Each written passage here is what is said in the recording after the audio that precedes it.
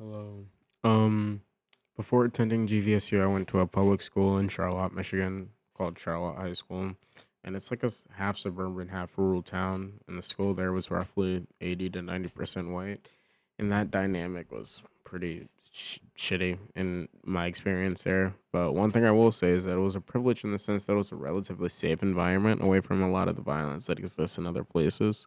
So I do recognize that, but at the same time, the racial double standard there were hard to ignore. While students who used the N word would get like a slap on the wrist, um, while students, including myself, would face like much harsher consequences for things that were far more minor. And that kind of inconsistently sends a message of what the administration really cared about. Um, in terms of barriers, the biggest one personally was just being bisexual. Like it was hard to have any male friends really understand that I wasn't flirting with a lot of the girls there, and I just wanted to actually be their friend. And it took a lot of my female friends to understand that I'm not gay. Um, so it was just like weird trying to find my people who understood who I was. And having ADHD, my it was also a really big struggle throughout school, and my mom was not willing to put me on medication for it. So navigating that on my own without much support from home or school was pretty hard. And three things I wish I'd learned more about growing up. They have nothing to do with academics. The first one is how important it is to get comfortable with yourself and comfortable with silence. Learning to be your own best friend is something nobody teaches you, but is something everybody needs because you will find yourself alone a lot more than you want to. And then the second is not letting things slide at the beginning of a relationship, whether that is a friendship or a romantic relationship, because whatever you allow early on only gets worse over time. And those are things I had to figure out on my own as well. And the third thing I would have wished to learn more was to apply myself because you never really understand what you can be good at until you put yourself out of your comfort zone. Like everybody's parents always told them that you can put whatever you like, you can do whatever you put your mind to, but that really is true to an extent. Like you can be the best at something if you really put in the hours. And like I wish that that was not treated as false as it really was. Um, as far as what I would change about my school district, the first thing is the teaching staff needs to be much more diverse. Students need to see themselves reflected in the people educating them. I only had white teachers. I can't. I'm trying to think right now of any teacher I ever had with color.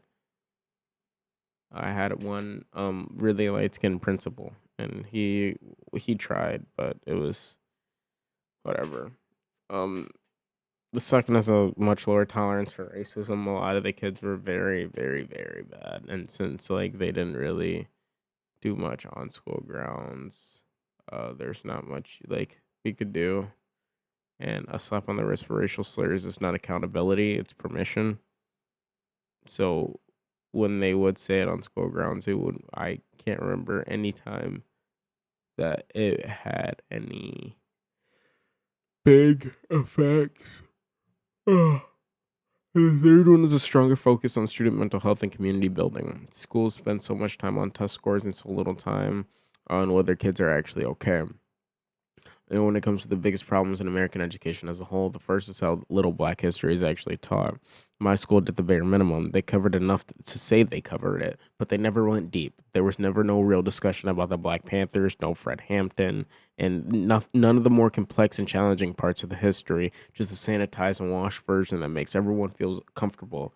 But the problem is, our history isn't comfortable, so we need to get past that barrier and really teach what happened. And the second problem is that how the system handles kids who are struggling behaviorally or academically. Too often, these kids get written off or held back instead of being given the support they actually need. And the third is nutrition. The food in schools is poor. Like, I never wanted to eat hot lunch. If I didn't go out to eat, I didn't want to eat. Simple. And uh, uh, the food in school is poor and it affects how kids focus and how they feel and how they learn. And in terms of whose history were centered in my education, it was predominantly white European history. Other cultures were touched on, but never really explored in real depth unless you took a certain class for that.